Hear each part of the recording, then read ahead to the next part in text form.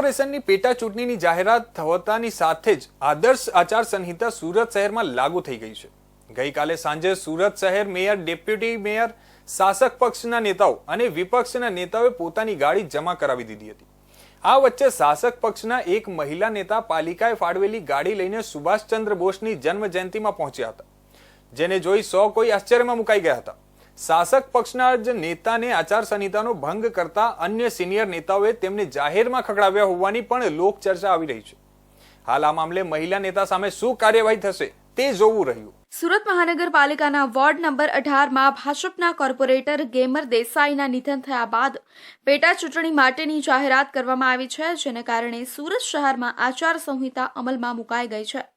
આચાર સંહિતા હોવાને કારણે તમામ હોદ્દેદારોએ શાસક પક્ષના અને વિપક્ષના નિયમ મુજબ પોતાનું વ્હીકલ પણ જમા કરાવવાનું હોય છે।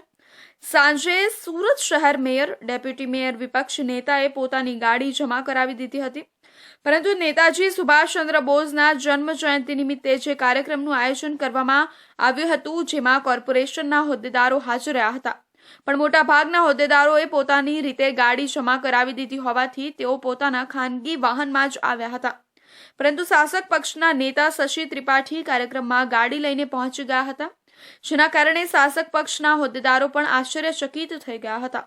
નેતાજી સુભાષચંદ્ર બોઝના જન્મ જયંતિ નિમિત્તે આચાર સંહિતા ભંગ કરવાની ઘટના સામે આવતા સંગઠનના કેટલાક હોદ્દેદારો પણ આ કાર્યક્રમમાં હાજર હતા।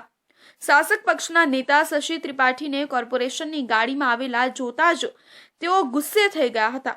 કેટલાક વ્યક્તિઓએ જણાવ્યું કે સંગઠનના મોટા હોદ્દા ઉપરના વ્યક્તિ દ્વારા શશી ત્રિપાઠીને ત્યાં ખખડાવી દેવામાં આવ્યા હતા।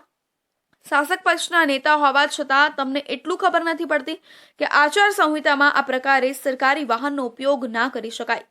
જોકે શાસક પક્ષના નેતા માત્ર સાંભળતા રહી ગયા હતા। હવે આચાર સંહિતાનો ભંગ થયો છે, ત્યારે તેમની સામે કોઈ પગલાં લેવા છે કે કેમ તે જોવું મહત્વનું બની રહેશે।